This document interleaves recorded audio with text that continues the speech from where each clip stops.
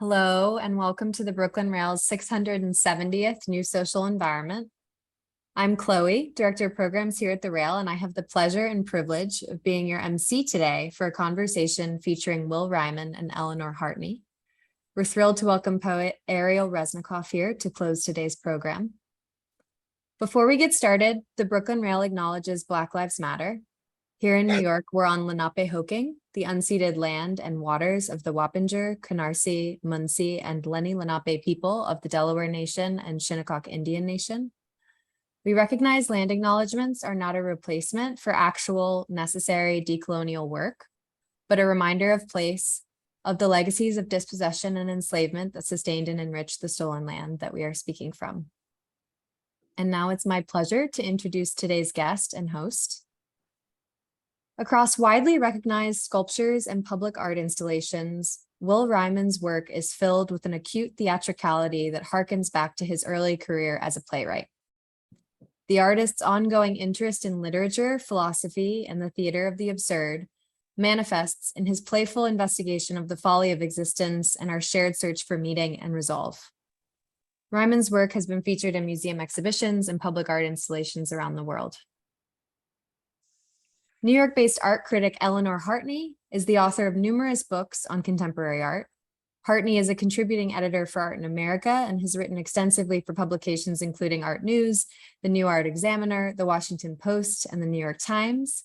Most recently, she wrote Doomsday Dreams, the Apocalyptic Imagination in Contemporary Art. She's an editor at large for The Rail. And with that, it's my pleasure to pass it over to Eleanor. Thank you very much, Chloe, and welcome to everybody. So Will, as Chloe mentioned, you come to art from a kind of unconventional background. You didn't go to art school, and in fact, you began your career as a playwright. Do you want to walk us through, because I think that's very germane to the work that you're doing now. Could you walk us through that a little bit? How did you begin as a playwright, and how did you get from being a playwright to being a sculptor? So can you hear me all? Can everybody hear me okay? Okay.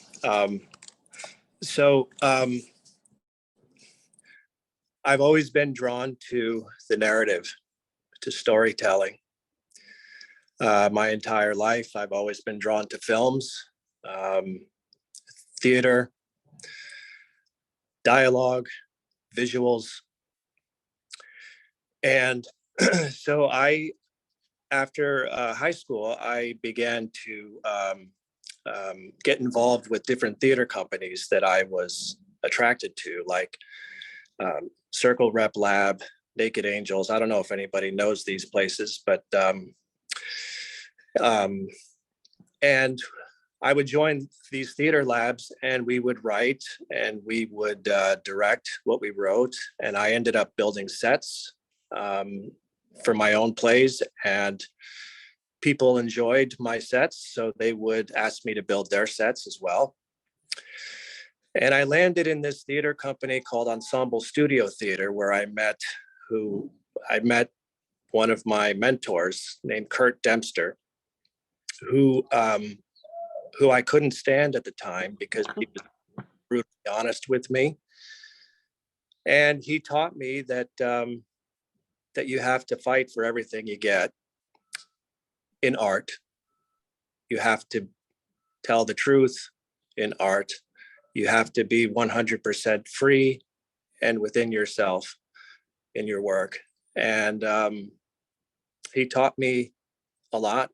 He's gone now, but so on I went. I wrote plays which were very unorthodox for the time.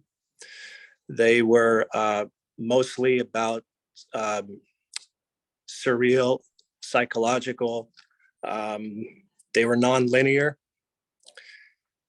And I had some trouble getting actors to want to participate in my work because the actors couldn't grasp onto their character, because my work was not character driven. It was more visual and psychological and surreal.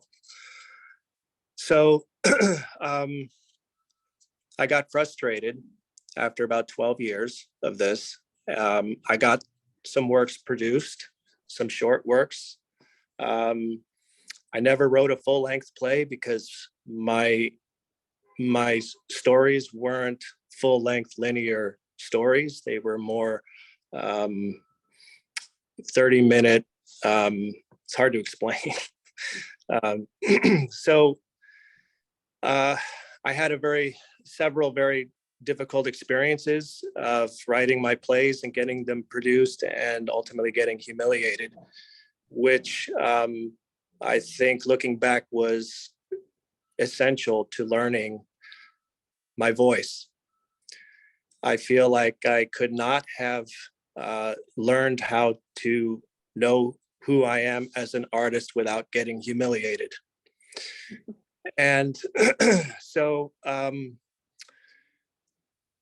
I thought I was going to try to develop what I thought was a new medium of theater, which was to write and sculpt my plays. I wanted to tell my stories using materiality, but I didn't know how to do that because I don't have a background in sculpture. So I forgot who I was talking to about this because I was a set builder. And I don't remember who told me to go to the art store, supply store, and get a bag of paper mache. So that's what I did. I think it might have been my brother. I don't recall, but that's what I did. I went to the store and I got a bag of paper mache and I began to play with it and I began to use it. And I found that I discovered that I had ultimate creative freedom with my hands. Oh.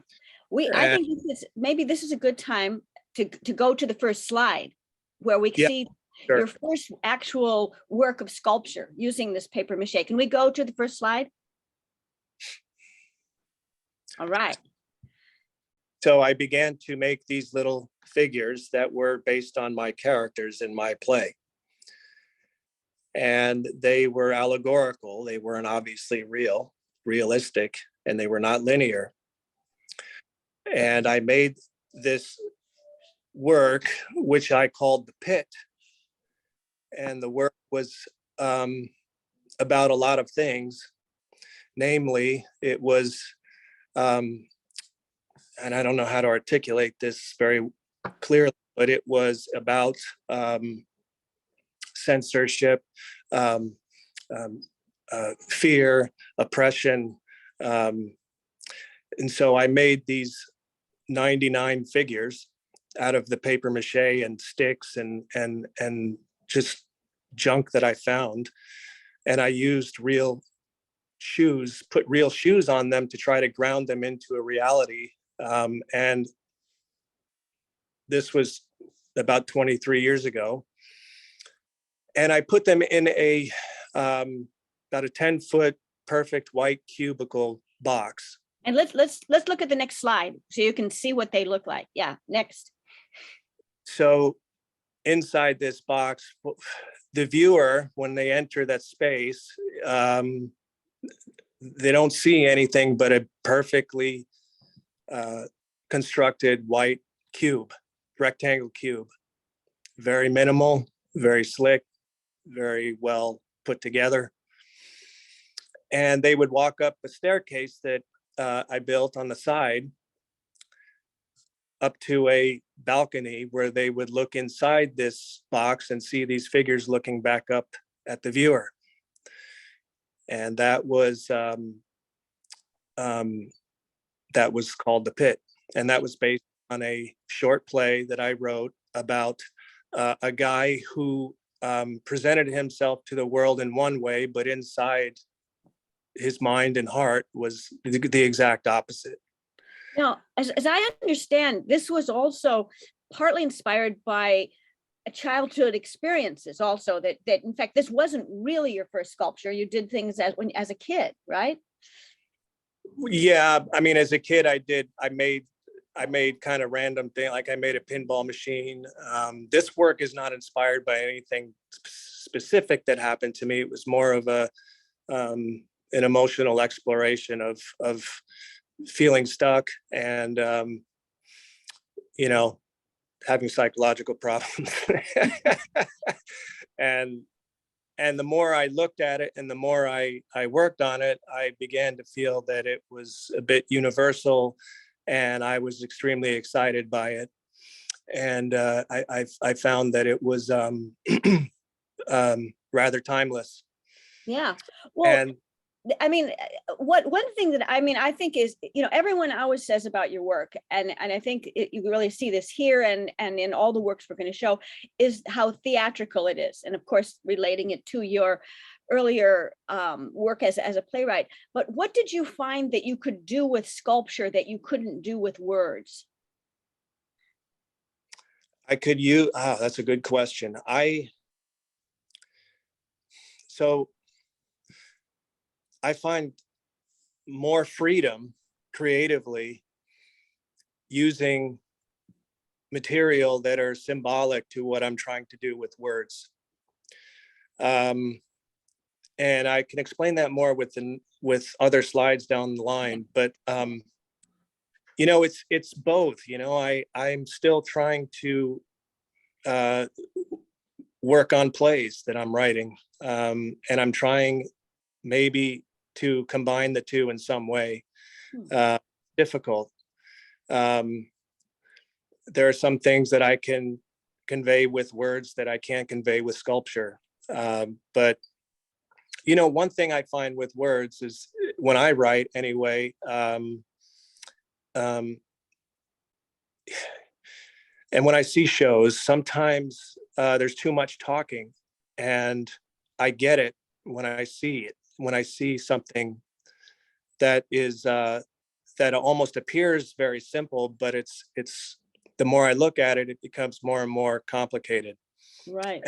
and more of an experience. And I think in writing and in art, sculpture, you know, it's important for me as somebody who likes to experience art, that I don't see anything that it's important for me to, when I look at something or experience something, to say to myself, ooh, what is that?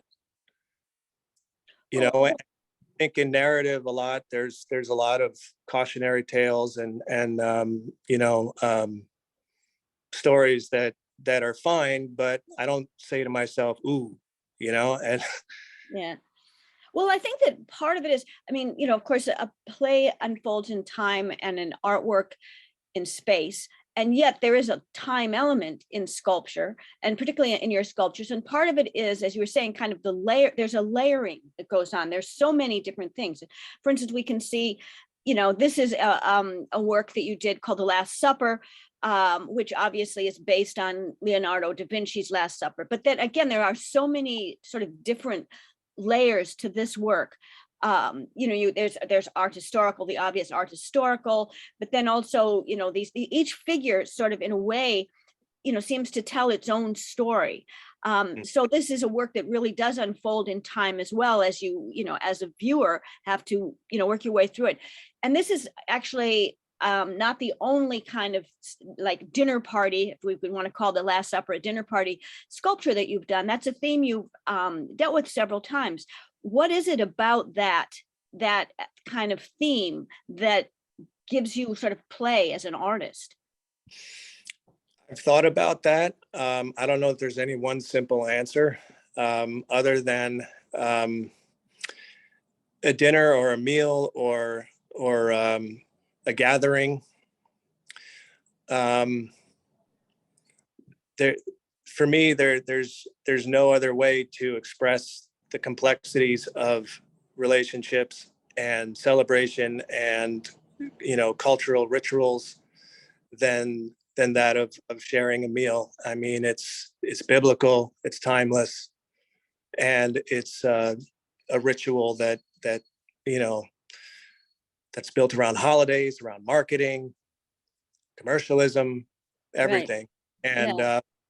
what I try to explore using symbolic materials and expressions on these figures during these meal times is the individuality of each piece within a group. It's almost like, not so much in this one, because this one's more of a portrait of another work, an appropriation with a sense of humor. But in other dinner parties, it was more of isolation within a group. Mm-hmm. Right. Each one is kind of in a different world, and that's emphasized by the fact that each of them, has different materials. I mean, they are created in kind of a different way. I mean, yeah, so they are together but not together, which is an interesting kind of way, a take on the Last Supper as well, I think. Yes, and the image here is very small, so it's hard to tell, but I made this really with what I consider, two different mediums. One was clay, and the other is really just junk that I accumulated in my studio. There's cut up different household materials, candles, and I tried to bring I try to remove the overly seriousness of that event, and bring in a humor. Right. Well, I think just all of your work pretty much has even if there's a kind of macabre sense, but there is this humor, and there's a bit of, it's humor, but kind of, horror movie style humor, or, the sort of the grotesque. You play with the grotesque and these kind of, kind of weird hybrid, creatures, which are, of course, the staple of much horror movies. One thing I would want to say about that is that humor is really part of my spirit, and I believe that without a little of it, it's hard for a viewer to engage at all. Right. I think that, if you look at my work closely and spend some time with it, there are a lot of themes and visuals that are not funny. Mm-hmm. And that are sad. There's right? a lot of social commentary, I think, which I think we'll get into it, particularly when we get into the current show right now at Chart Gallery. We're looking now. This is in a way a little bit unusual. That this was your first public work, I believe, and it's also interesting in that it is not. It's not sort of figure based, and although one could argue that there's something about these roses, that they have similar kinds of personalities to the personalities of the other figures that we've been looking at. But do you want to talk a little bit about what was your inspiration here, and how did this come about? Yes, so I wanted to, and there are roses in the show at Chart that are more indicative of what I was trying to do with this large scale installation. I wanted to make a large scale show using Park Avenue as a stage, so to speak. And I wanted to, originally I wanted to sculpt like large trash type sculptures, like large soda cans and just litter, and have the roses coming out of that as if it was sort of humor and some hope coming out of a pile of trash, right? But I wasn't allowed to do that, so I had to incorporate bugs and dead flower petals instead. Right. And that worked too.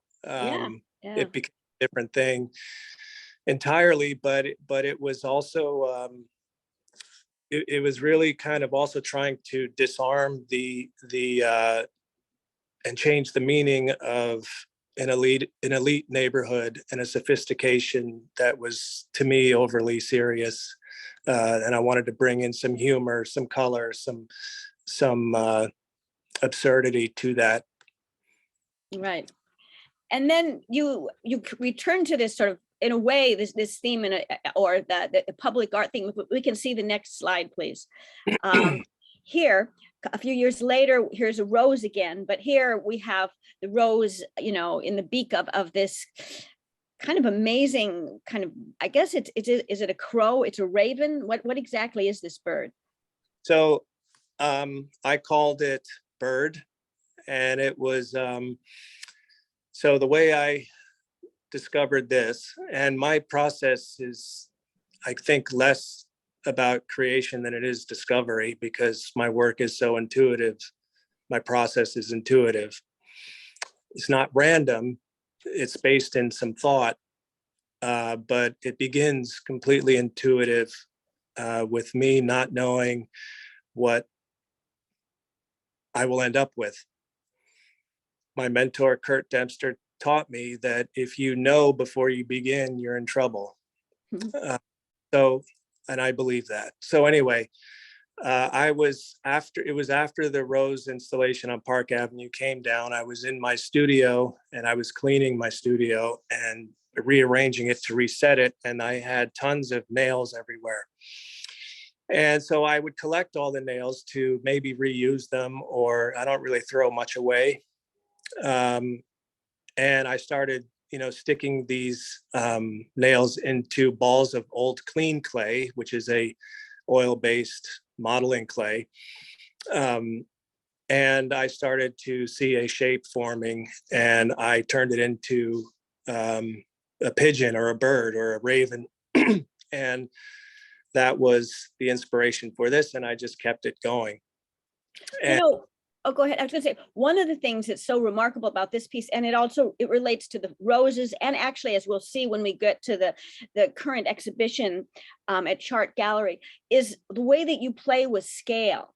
Okay, first of all, of course, the bird is way out of scale, but it's also the way that the nails are out of scale. There's something very creepy about that. The transformation of things, when things get larger or smaller, their meaning seems to change. Yes, that's right. And that was very exciting to me. When you look at it from different angles, you can't tell by the photograph, but when you walked around it from different angles, you don't even see an image of a bird. You see completely abstracted nail-like structures coming at you, and that was something that that I found exciting. And another thing that I we'll go in a minute to the current show, but these earlier works that we're looking at, there's certain themes that clearly are ongoing throughout your work. And one of them, to me, there's a kind of sense of, on the one hand, I don't know, foreboding, this is, this crow, or you think about the raven, Edgar Allan Poe's Raven, these kind of dark images. And yet then there's also this rose. And so I also think about kind of Noah's Ark, and he sends out the bird and it returns with a plant, and then he knows that it's okay. And, so there's a kind of sense of hope in the hopelessness, in a way, in a lot of the work. I don't know. And birds for me are very, I don't know why exactly, but birds for me are a running theme in all of my work, from my writing to my sculpture. I suppose the meaning behind birds is vast, and a lot of literary references and biblical too, and again, it's non-specific for me. It's vague, it's surreal, and that's part of what I play with scale in a lot of my work, and I distort the scale to reflect different meanings. Mostly I distort the scale to reflect a kind of fragility and paralysis or helplessness. Right. And which is maybe good to, now let's go to the next image, because we're in the current show at Chart Gallery, which I encourage everyone to go and see. I think it has another week or so to go. And the way that you work with scale here is, I think, quite amazing too. Here you have these small figures running, and then you have this very large, kind of scary monster-like giant behind. And in this case, I mean, it also, I mean, I love this image. I mean, this sculpture, and it deals with a lot of images that I think you'll see throughout the show.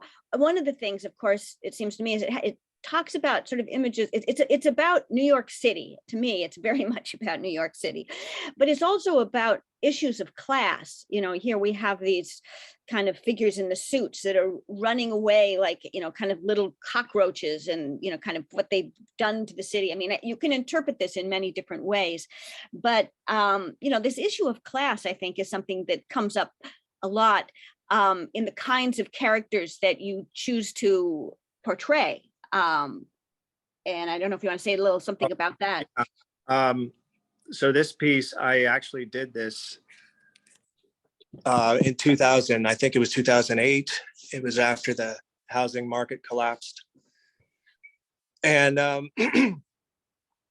it's an suggested exterminator figure. And I never showed it. I kept it. And the more distance I got from it, the more I felt it was becoming timeless. And there are a lot of themes running throughout this work that apply for today as well as back then.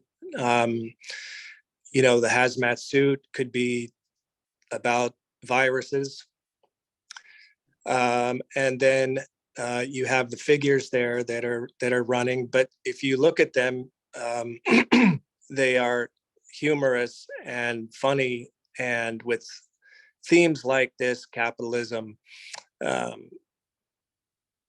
systemic, financial oppression. Again, I bring a humor to it, which really allows myself and others to engage in it, and look at the materiality within it. Right. And so that's. No, I mean, looking at this, I'm curious. Would you consider yourself a political artist in any way? How would you? Because a lot. Again, you're using humor. They're very funny. They certainly have all these kind of references to pop culture and horror movies and everything. But there's also this kind of. As we'll see as we go through the show, there does feel like there's an underlying kind of social political philosophy as well. Would you? Well, would that be a fair thing to say? I mean, those themes run through it. I think my work,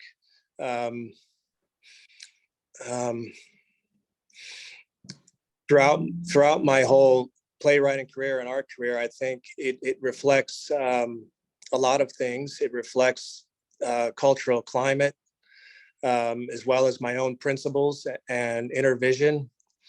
It reflects Hollywood entertainment, politics, psychology, fashion. And I try to manifest these themes that I'm interested in through my own life, my own personal experiences of growing up in New York City in the arts, being around many people, and observing everything very closely, institutions as well, and culture itself. And so those things, if I want to be truthful in my work, can't not weave their way into it, and which is what they do. And when they do, and they don't always, but when they do, I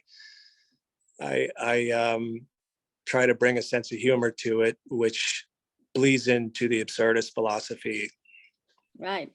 Well, and so, for example, here, this is a work I saw when it was in progress in your studio. And since I've seen it, then you put it on this pedestal, NYPD, which I thought was very intriguing because, the figure itself, it's a very kind of, it's humorous, grotesque, but it's hard to see in this, slide here, but there are kind of very interesting details. There's these like padlocks coming down, on the earrings. There's this chain.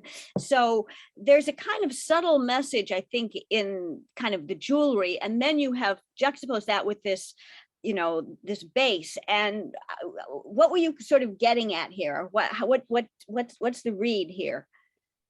So it's, again, I started this very intuitively. I was trying to use these materials having symbolic meaning. And at the time I was using locks in the ear to sort of, and this will bleed into the other piece of Cinderella story, kind of locking up. It's more psychological than overtly political. Feeling stuck, feeling powerless, locked up mentally. Mm-hmm. The arms are dangling, so there's no structure to them, so there's a helplessness. And yet, she's happy or trying to be happy. And she's sitting on top of a symbolic structure of systemic oppression. Right. And yet what's so interesting, so the work has all that in it, and yet there's a lightness to it, which is brought about because of the humor, that she's, and we can sort of relate to her and sort of be repelled by her. You sort of have very mixed emotions about her, but part of it too is that, she doesn't seem to be kind of aware of her own oppression. And I think that's something too, that a lot of your characters, they're kind of locked in these systems, and yet, their own sort of self-awareness perhaps is not, it's not real. We're more aware perhaps than they are of, the kind of situation that they're in. Yeah. I think a lot of my figures have there's an innocence and a lack of awareness to what's really going on. Yeah. Well, now we're looking at a work that to me is like, so it just feels very a couple of these coming up now, quintessentially New York City. You just really kind of, you live in New York City, you relate to these kinds of scenarios. And here again, we see how the bird that you did at such large scale is now you bring them down to scale so that these nails are kind of actual life-size scales. They started at this scale and then up and then bring it back down now. And this work is called, I titled it Popcorn. It's referencing pop culture, art, Americana, Hollywood entertainment, snack food turned upside down. Yeah. Hence the title. And, I think with this work, another kind of aspect of your work that we could bring up, which I think is interesting, is this way of, in a way, your work relates to a lot of other artists. It's of course, obviously doesn't create it in a vacuum, but I think about Robert Gober when I look at this, in the way that you kind of craft these things that appear to be, that appear to be real, but actually are created out of other, this sort of trompe l'oeil effect that you go for in a lot of these works. Excuse me. So I think that's a very interesting aspect of the work too. You use real found objects, but then you also do this kind of constructing of things so that they look real, and then you put the two together, so you get this kind of dissonance in a way. There's a visual dissonance that goes on. Well, the sculpting of the objects is what brings, for me, it's what brings the humor into it. I don't like to use any tools. I don't use any sculpting tools. Oddly enough, I find them constricting because I'm not trying to make something look real, because the real soda can already exists. I'm trying to do something that is more unique to my inner vision. Mhm. And therefore it has to come from my two hands only. I have used sculpting materials, but I really don't like them because I'm not a portrait artist. I am I'm a crude, rough kind of different kind of artist. I I don't know how to say it, but Well, I yeah, it, I mean, I think you're part of it is that you're going between, kind of high and low art here. I mean, and in a lot of these works as well. And if you Mhm. are, kind of art savvy, you get some of these, we think also of like Jasper Johns and his ale can. I mean, there's a lot of kind of references we can get. And if you're Mhm. not, kind of art savvy in that way, you relate to it in a completely different way. So, Yeah. it crosses those borders in a very interesting way. Well, I find that when I'm sculpting shapes like soda cans or facial expressions, especially, I find them more interesting when I don't worry about trying to get it right. They're Mhm. more interesting when I'm reinterpreting something that I've seen. I'm trying to um, suspend my consciousness and work from a dreamlike memory. Mhm. Um, there are many artists who do portraits who are very, very skilled and brilliant at what they do, and that's not something I'm interested in because um, unless there's a conceptual reason for me, which I have done that, uh, and when I have done that, I've needed help doing that because it's not what I do. It's not what my hands want to do, right? So um, I lose the sense of discovery when I have a tool. Right. Well, here, okay, and I think the next one, we have a close-up also for this one, if there's the next slide as well. I mean, this one, is, yeah, you see very much, the hand kind of quality here. And this one in particular feels like it kind of references Klaus Oldenburg a little bit. I mean, I definitely, we feel the soft sculptures. But then also, I mean, one thing I love about this one is its title, Utopia, because in a sense, in a way, all of your work is sort of anti-utopian, I would say, or a kind of critique of the idea of utopia. So to title it something like that, I think really kind of underlies that irony. And yet, if it's anti-utopian, but it's also, again, the humor in it sort of brings that, it softens it, I guess, in a way. Yes.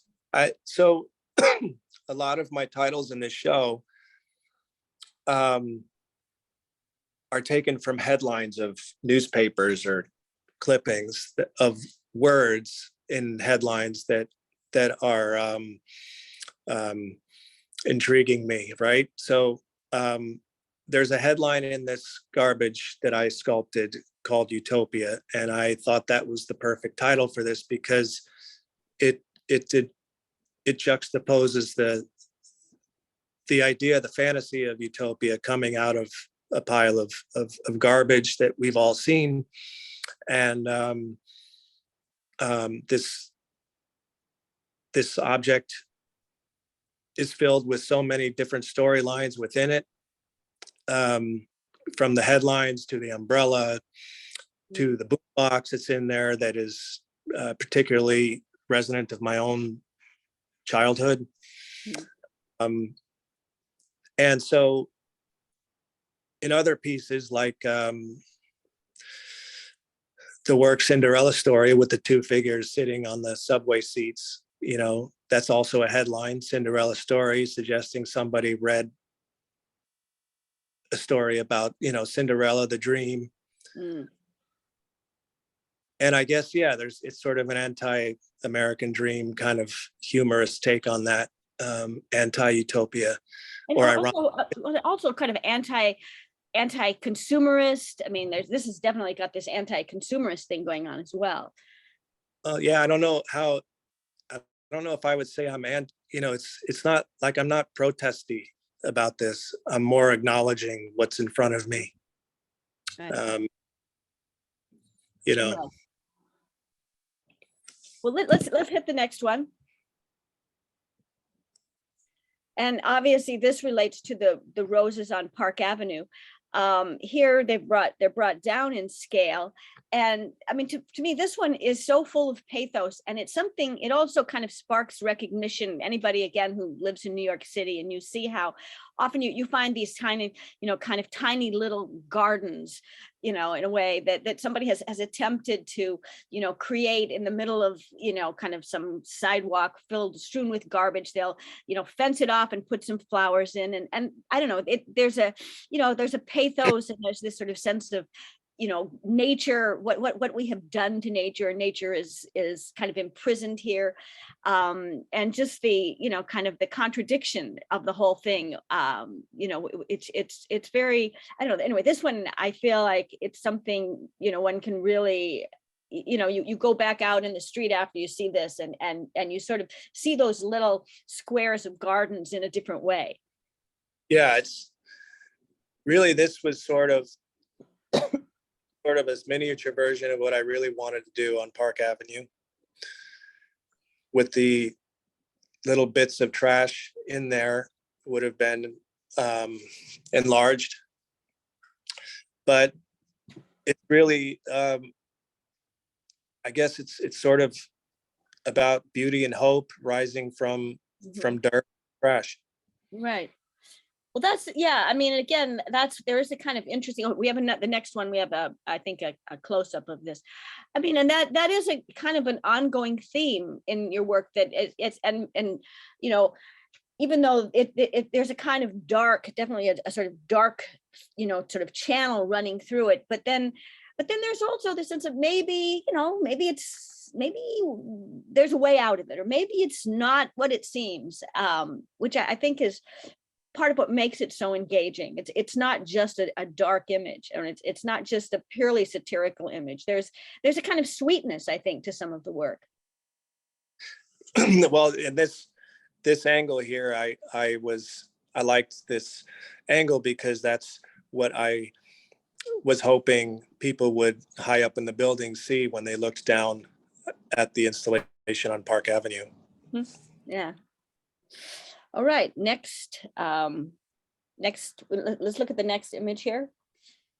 Okay, the Worrier, and we have three kind of views of this work. So let's go through all three of them. Okay, so look at this one, and then here's a close-up, and then finally the last one, this head, which is kind of amazing.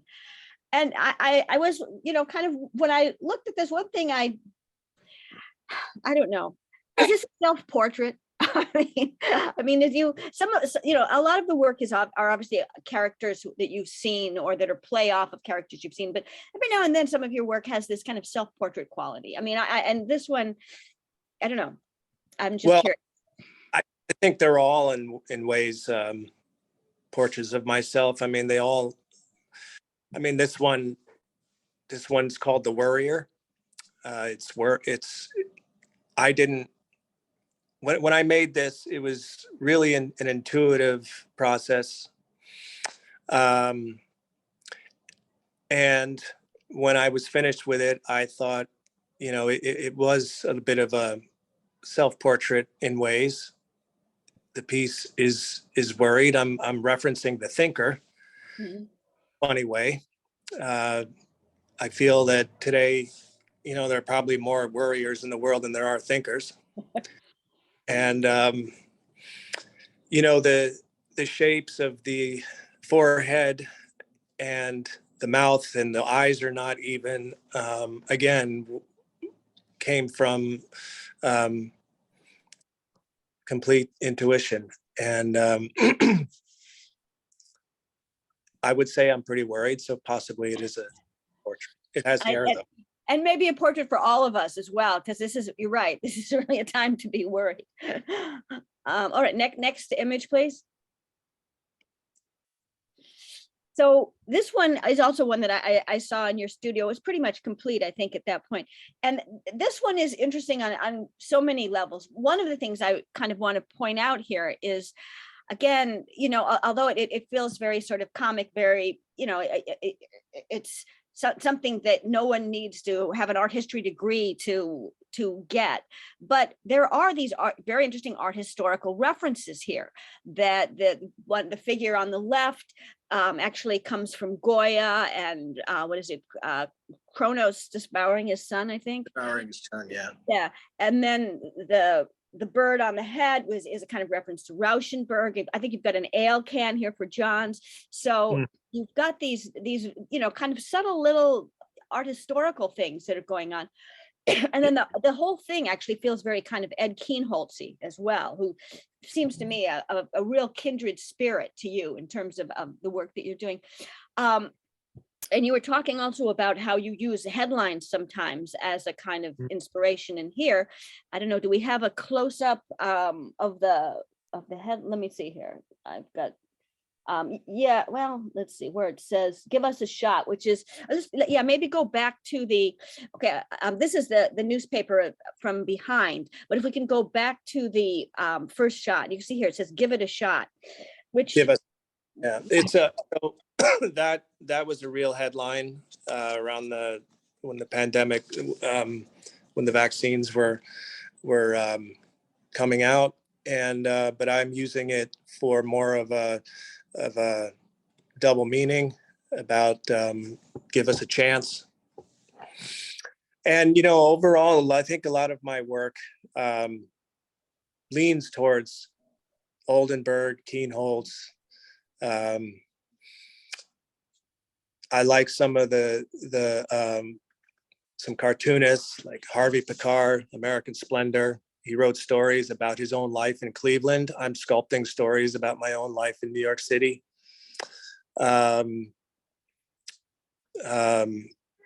H.C. Westerman is another one I lean towards, I think. Basil Wolverton.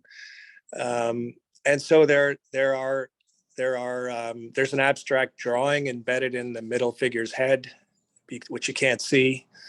So I'm referencing a lot of, without even realizing it's I'm referencing a lot of what I respond to. Right. Materiality in this piece, I have bullets for fingers, and there's a taxidermy pigeon on top of the middle figure's head, again with the birds. So, and then there's a nail bird on the floor of the piece as well. And these are figures that are again trying to be happy through insanity.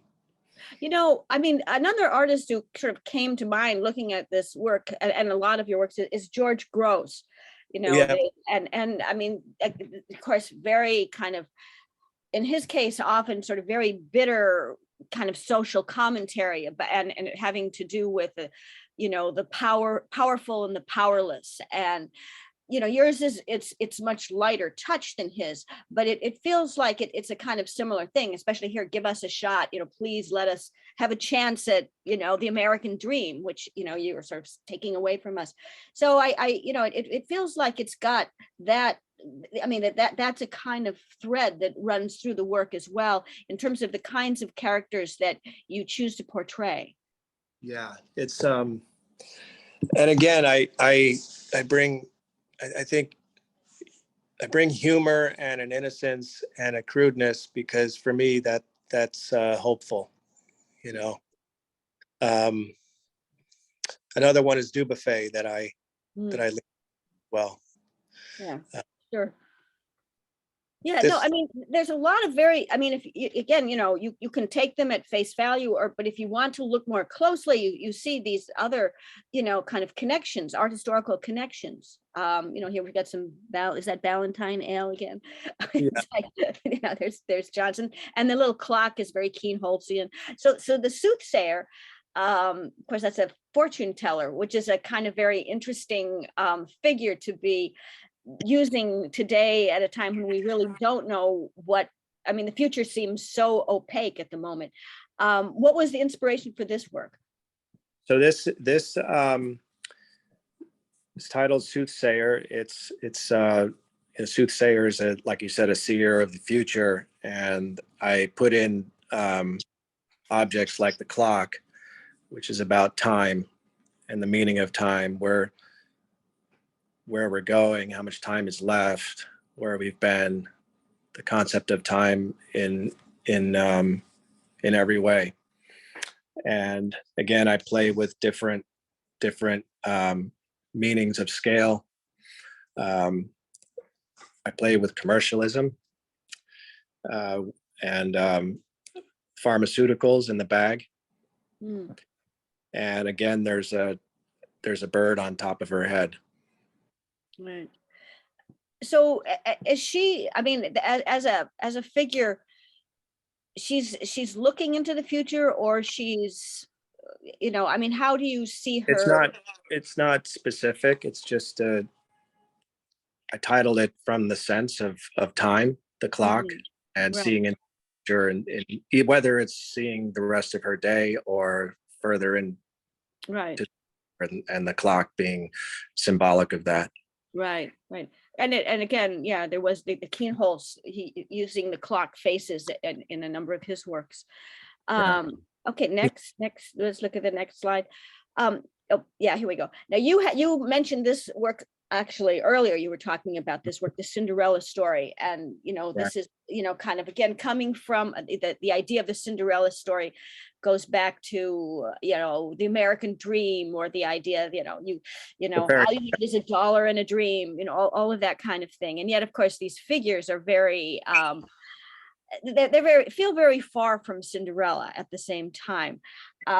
So, you know, but it's this mingled, I guess, sense of sort of hope and just sort of not despair really, because what's interesting is your figures tend not to be despairing, even though we looking at them might feel some despair. But this I, kind of, yeah, mingle of hope and I guess the yeah, and in reality. I see them, I embedded in the eyes of one of them a lock and a key and a bolt that was tightened, again, to in a way that's a similar theme going back to the pit. It's a mental block or censorship that that's part of us. And Cinderella story is another headline, which is on the floor of the piece, which it could mean the anti-dream, or it's also a fairy tale, a myth, or reference to telling stories from the beginning of time, sitting around the campfire and telling these fantastic stories to either entertain or share something spiritual. Right. And We can, there's a couple of details I think that will kind of, yeah. And then the next one too, I think is what you were talking about. Yeah. yes, and the teeth are cigarette butts, again running consumerism and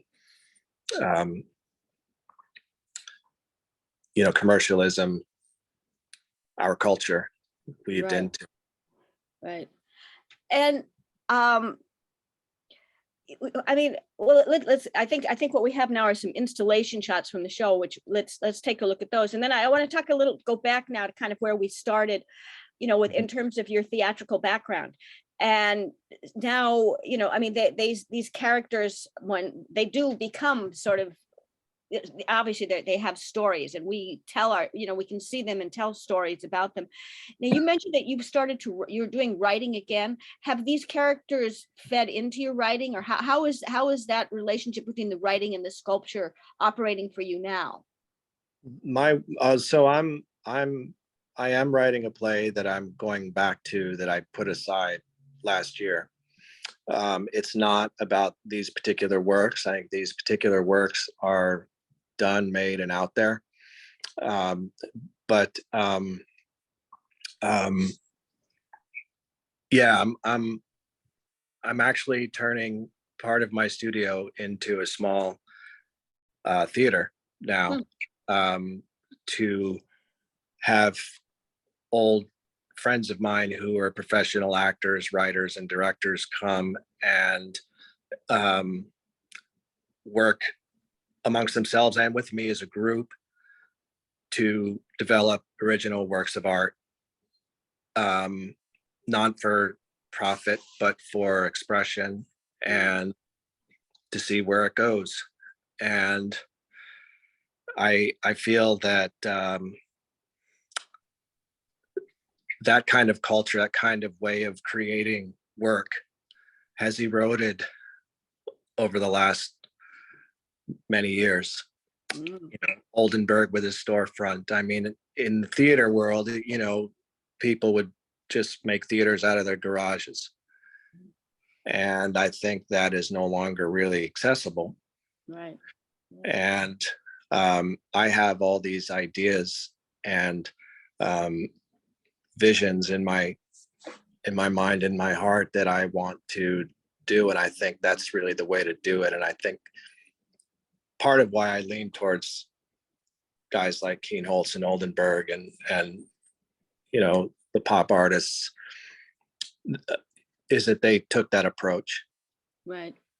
And you know, that approach is what leads to really ultimate creative freedom and expression and discovery. And like I said, I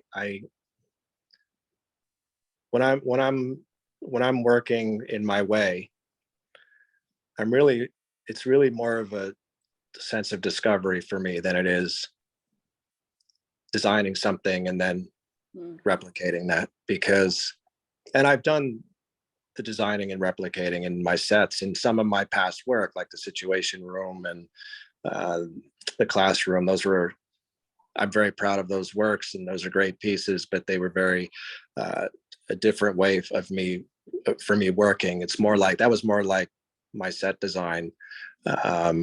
And they were about sculpture too. I mean, that's the thing. It's like my work is really a blend of sculpture and theater, and where And, that and I'm just, do you feel that, I mean, you've come back around to writing, that I mean, it's like you started with the writing, you were frustrated, and it birthed, you know, this way of working. And now you're back. Has the sculpture given you a kind of freedom, or has it Yeah, I resolved mean, some of those issues? I never left writing, and I never left the theater. I've always had a foot in it. I've always been thinking about it. The sculpture absolutely has given me freedom. I am a sculptor. I mean, I'm an artist.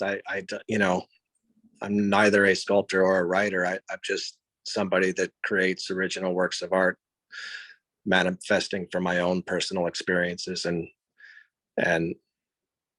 you know, visions. And I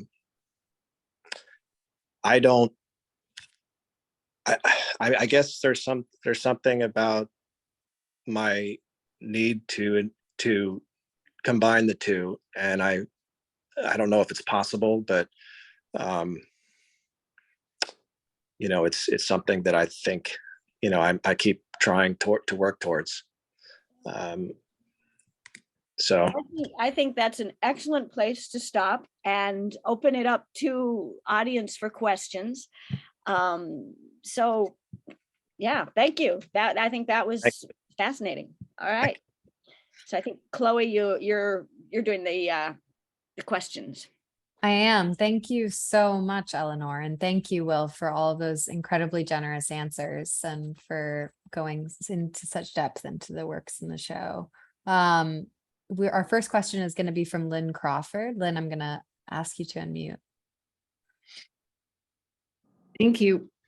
I hope I can articulate this because I was so moved by this presentation. And one of the things that really struck me was the generosity of very deep and complex elements that just seemed like a gift. And it made me think of how often I and others I know feel excluded sometimes from something, or like, I just can't quite get it, but I know it's really great. And this seems to be an entire wave of a response against anything like that. It's so generous, but it's very complex. And I just wondered, well, I wanted to thank you, and I wondered if you think about that. That is very complex. And I do think about that. And for me, oh, wait a minute, what did I do? Oh yeah, for me, the feeling of exclusion, and trying to navigate through that. The only way I can navigate through that is through the work. Mm. Through it always comes back to the work, as and it's impossible to ignore the noise in my own mind and out in the world about things like whatever instinctively I go towards, in my mind I go right to what stifles me instead of what Mm. and when I was bouncing around theater companies, one of the reasons I was bouncing around theater companies was that I felt excluded by each one of them, because each one of these companies had a leader that was sort of like the deity, and if you didn't buy in 100% to what the deity was preaching, then you were really going to have a hard time. And what happened was, within those companies, those containers, which is what they were looking back, when you were in those containers, you felt like the whole world felt this way, and that this was the only place in town. So I couldn't fit in, which became problematic for my work, because I would question everything I was doing, because what I was instinctively trying to create was not fitting in, and it Mhm. still doesn't fit in. And the only thing that saved me and continues to try to reinvigorate me is to do my work as fearlessly as I can and as authentic as I can be, and then put it out in the world and in front of as many eyeballs as I can find. And that's the only form of validation I've ever found that actually sticks. And I think every artist worth their salt battles this. My father battled it, I'll be honest, for many, many years. And even towards the end, I'll share a story with you. Maybe it'll give you some reassurance that it was his last show at Pace. And he was very, very nervous, which I noticed. And I couldn't believe that. Here's this, godfather of minimalism, right? He had nothing left to prove. He was an 80-year-old man who was a master. And I said, "Are you nervous?" He said, "No, no, no." And I said, "You look very nervous." And he's like, "Oh, a little bit. And when he said a little bit, it meant a lot, right? And he got a review after that show, which he didn't like, which I could tell bothered him. And so my point is that it never, it's about the work and about the validating your own work. And the only way that I know how to do it is to put it out in the world and let it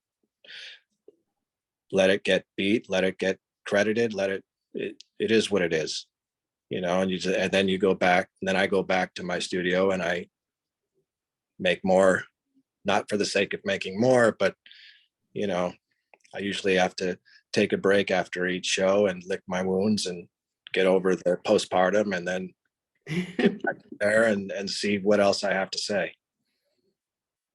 It's about the work. It's not about the noise. The noise will always be there, and it never really changes, and it comes and it goes. And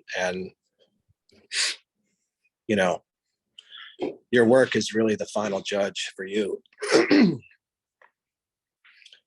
Incidentally, I went to many different theater companies, and they were all the same.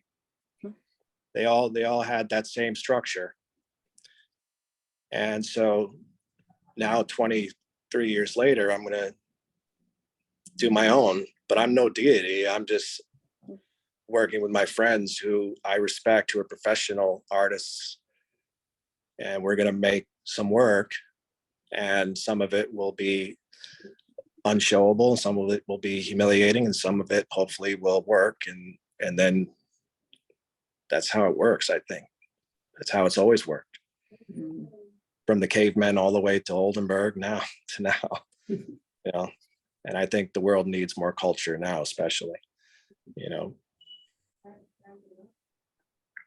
That was a long answer, I'm sorry, but Thank you. Thank you so much for your work and that beautiful answer. Thank you. Thank you, Will, for that. Our next question is going to be from our friend GE. GE, I'm going to ask you to unmute here. I had something earlier I wanted to ask, and then listening more and more and more, I thought there was something even more maybe interesting and urgent that was going on in these pieces that are just staggering. They seem to reveal how much unconscious despairs are in the same kind of situation as like consumerists, and how they feel themselves are often the healthiest, how they appear to be sort of in the pink of things, in the pink of shape, even when they're at their most critical. Is there anything to this? yeah, I mean, it's a good point. And I don't know is my honest answer. I'm not trying to convey any message here, or any kind of specific comment on politics, right? But the nature of the work I do really manifests from my own, like I said earlier, my own interactions with the world, my own life experiences, personal and external. And so if you have any awareness in this world, in this city, if these things don't come through unconsciously, then it's not it really isn't real or very interesting to me.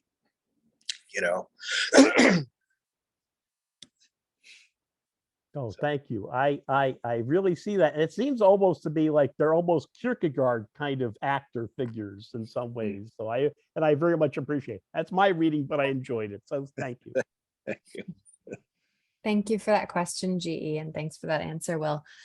I see, Andrea, you have your hand raised. I'll ask you to unmute now to ask your question. Thanks, Chloe. Thanks to you and the Brooklyn Rail for organizing this, and Eleanor and Will. It's been such an excellent talk.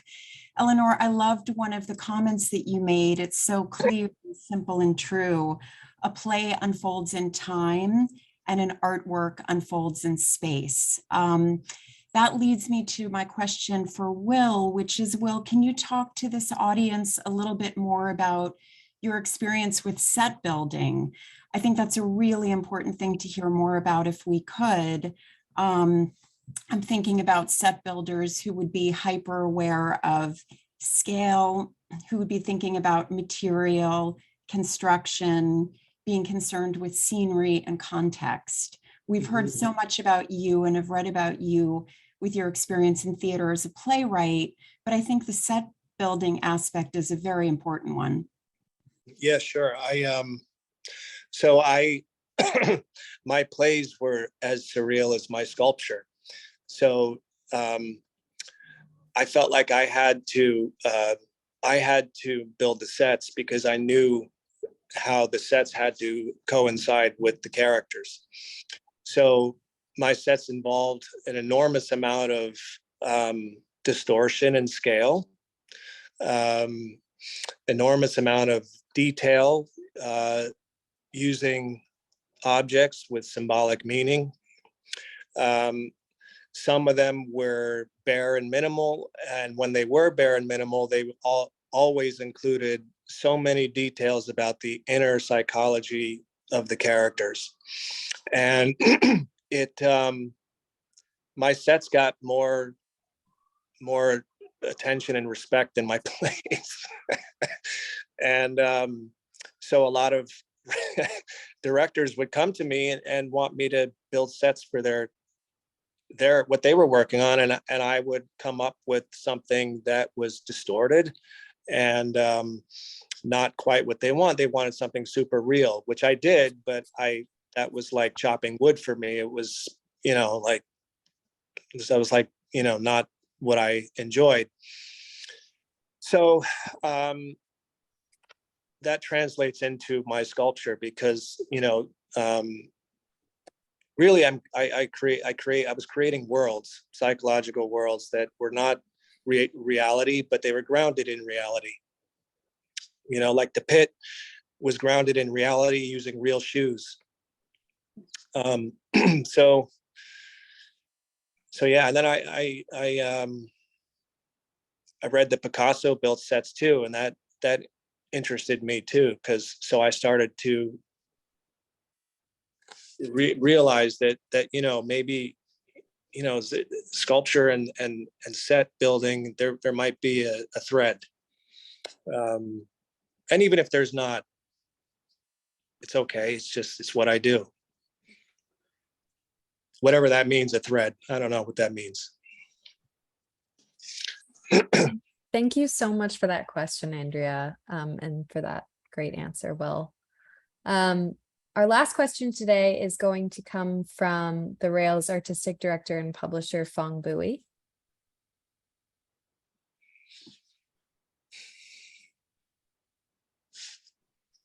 Phong, you're still muted.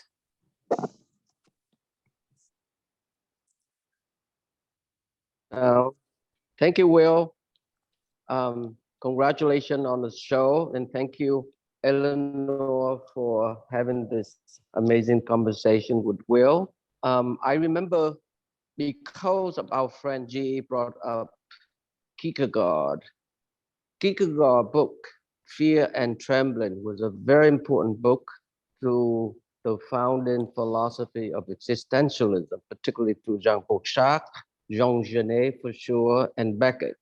And I remember talking to you, Will, very outset of our beginning when we first met. We were talking about Beckett, and I remember you and I talked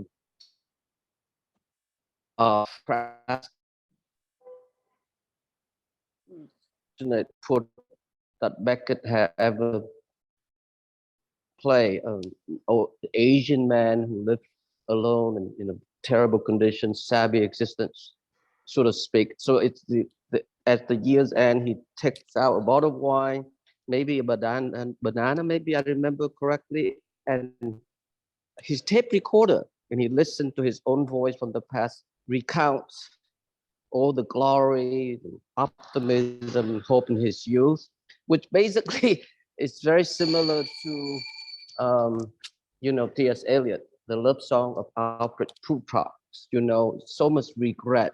So my question is simply, with your theatrical experience, trained from early on, we talk about UNESCO, we talk about Arthur Miller, Beckett for sure.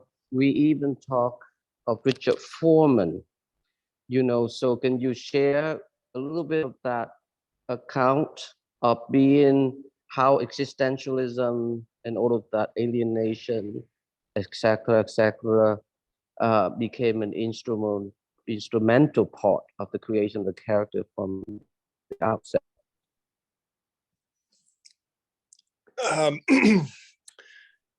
I didn't hear all of that. It was choppy. but I heard Okay. how did existentialism writers, Mhm. absurdist writers, um, influence my work. Is that? Yeah, that's fair. Yeah. Yeah. Okay. So it's what I gravitate towards. I've always been interested in the avant-garde. I've always found more freedom in works that are nonlinear and works that are about um, uh, psychology and how systems of all types, religious, governmental, cultural, how systems impact that. And plays like Krapp's Last Tape, I think you were referring to that one. Yes. Yes. Yeah. Waiting for Godot, The Chairs, Dario Fo's work, by the way, Mhm. very, very funny. I respond to very much because of the there is humor in all of that, and a sarcasm, which is not a mean sarcasm. It's a true sarcasm. It's pointing out the inconsistency, the juxtapositions of the world and humanity itself, and it's doing it in a very simple and way. And within that simplicity, you're able to engage in the complications of humanity, and the simple is best to convey that. Mhm. And because those are very the human condition is very, very complicated and very, very vast. Mhm. And that's why I gravitate towards it. Like I don't gravitate so much towards art when it's done for entertainment's sake only. Although Mhm. it's like eating candy. Sometimes you want to watch a good action movie or something, but generally I'm quite moved and inspired by works that are more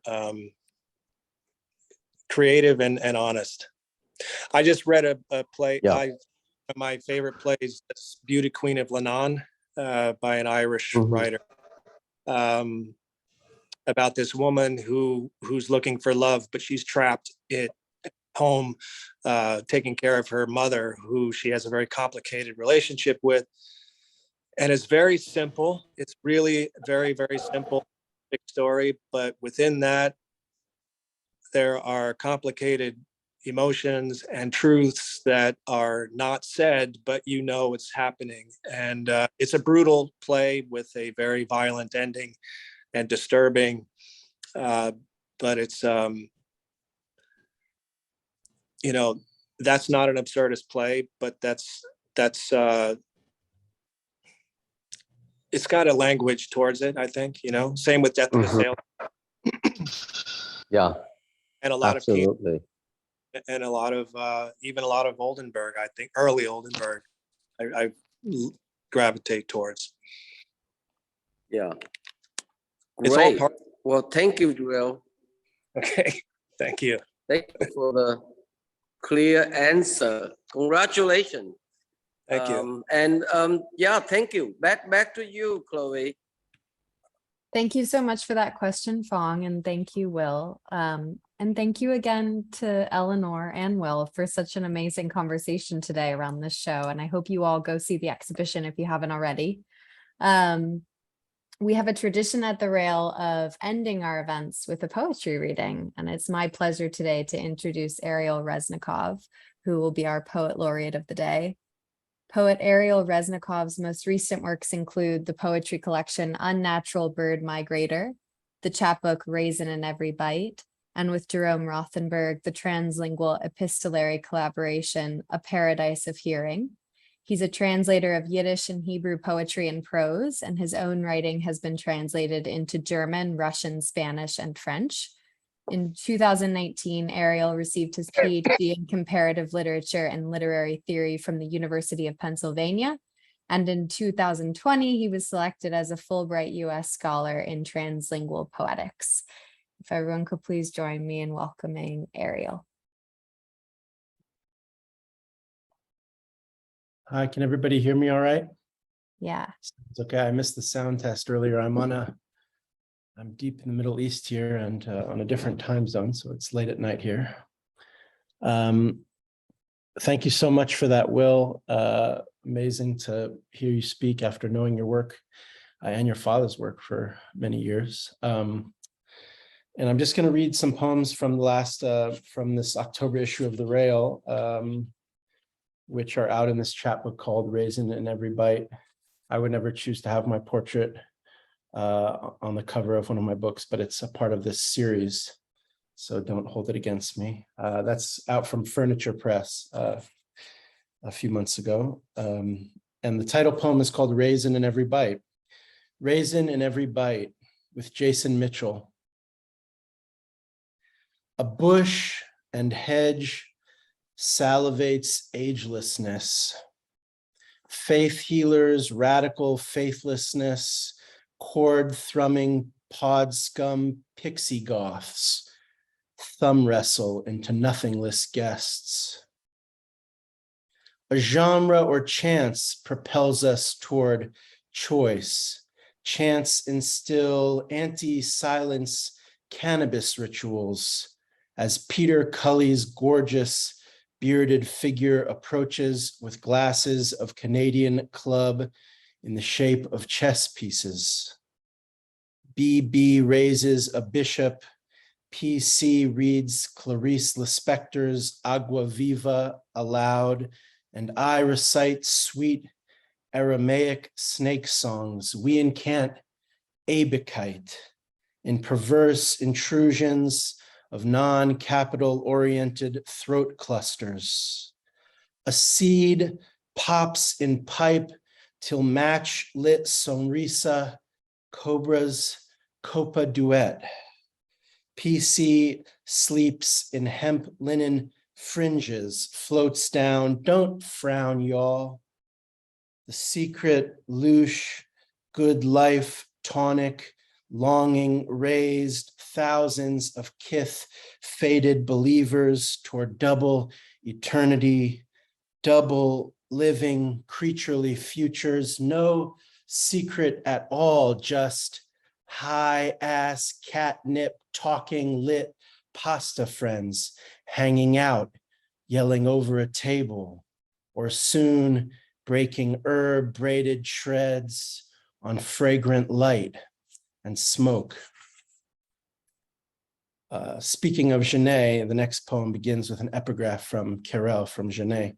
Bits of, this poem is called Bits of. Words never reveal him. They do not really define him at all. On the contrary, they seem to enter through his mouth, to pile up inside him, to settle and to form a thick mud deposit out of which at times a transparent bubble rises, exploding delicately on his lips. Jean Genet. Argot forgot, whole words fell out, cracked onto concrete. JG greets PC's caddish fish fry lips, tight, tight bell bottoms hugging his ass. Wasn't it Carrel who spoke in harmonies, disharmonious remains? Smoke up, Sarah laughs, rips a page from Our Lady, writes a letter aloud in whispers, walking us through dense desert blooms while marking PC's left arm with a tattoo. It reads, light is sufficient. Precisely as to you, and this begins with an epigraph from Dickinson, one need not be a chamber to be haunted. One need not be a house. The brain has corridors surpassing material place. In muddy nests, sounds slosh over pots, stream over stones, heavy, weightless river winds bewildered in sensuous accompaniments, immense sorrowful mess and horror. Such odd, inexplicable beauties search out relation to learn the word for pain, for pine cone, for acorn, repeat it to share in the riches with everybody. Tiny Palestine sunbirds play on fringes, strings, in wind's river foams, hovering hummingbird-like creaturely loves sit and glow and shimmer under sun heat, speak in sweet, thin beak songs. I want to learn the word for pinecone, for acorn, for pain, without saying it. In deepest languages, wildernesses, lush inflections rise up from frozen winter soils, and tongues entangled droolings last, least, speaking through sleep, letting sleep speak, forgotten memory. This will be my last poem. In this chapbook and in the longer collection, a lot of the poems have titles which are taken which are scraps of lines from other poets. So this is a scrap from Barbara Guest, and the title of the poem is The Exchange of Hunger for Thirst. I wanted to send you a poem dedicated to Barbara Guest. In early morning dark, I get up, smash up cashews for Z, mix in raisins, peel whole apples, and Barbara's name is just there, scribbled in my handwriting. A notebook, meditation, daily ritual like marking the calendar or making the bed. We'd been calling our poems residues, imagining them in cracks and crevices, scraps as I.J. Siegel on factory tissue papers. To will the nightmare away is not the same as waking up from it, you said. Asleep, we awoke to a recording of Barbara reading at the Library of Congress, 1960, quote, "It makes us see someone we love in an acre of grass." And God, did I want to respond to that call, to Barbara's cadence tuned and intoned as sliver and ram's wool on fallow crease and bump, bumps its way into the poem, a yet unseated sound resounding in atmosphere. There's always text, which sometimes soothes the pain, sometimes intensifies it. If I sent you anything at all, it was definitely coated in smashed up cashews. Everything is these days. We joke about joining the elephants.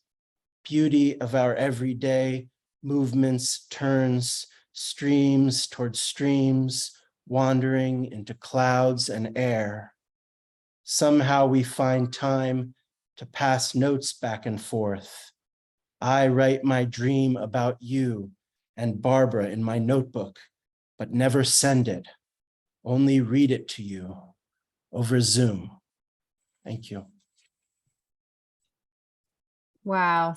Thank you so much, Ariel. Those were really, really amazing. Thank you for sharing with us today. Thank you, Will and Eleanor, again, for such an amazing conversation. We'd also like to thank Ashley from Will Ryman Studio, as well as the extended team from Chart for helping make today's event possible. We'd like to thank all of you for being here today on your Monday afternoon. And we'd like to thank the Terra Foundation for sponsoring our NSC program and making daily conversations like this possible, for their support of our growing archive. You can view today's event in our full archive on our YouTube channel. For the past 22 years, the Brooklyn Rail has provided a platform for the arts, culture, and politics through our monthly publication and public events, like here on our daily NSE. You can check the chat for a link to donate to support the writers, editors, and operations here at the Rail.